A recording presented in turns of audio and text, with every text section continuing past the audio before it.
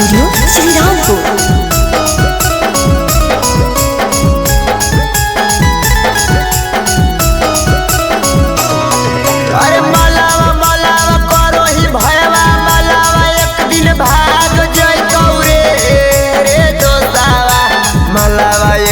भाग जइतौ रे दोसावा मलावा मलावा करो ही भयवा मलावा दिलावा दाग देतौ रे दोसावा मलावा दिलावा दाग देतौ रे दोसावा।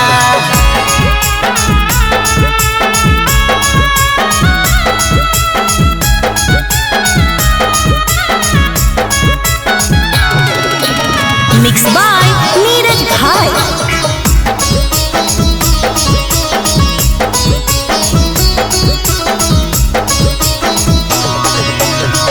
देतौ दर्द जैसा नहीं सहैतौ रे जितना तू मानो हकी उतना रोइतौ रे। देतौ दर्द जैसा नहीं सहैतौ रे जितना तू मानो हकी उतना रोइतौ रे।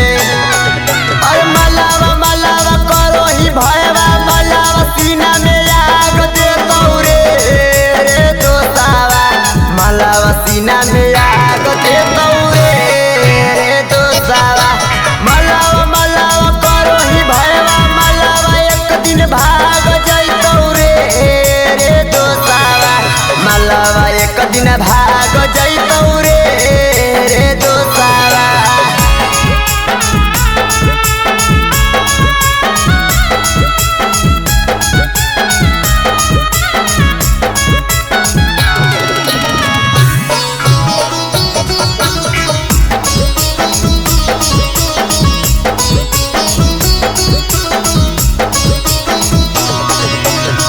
मीठा मीठा बोल के दीपू दिलावा लगइतौ रे दिलावा लगा के छौरी बड़ी रोइतौ रे।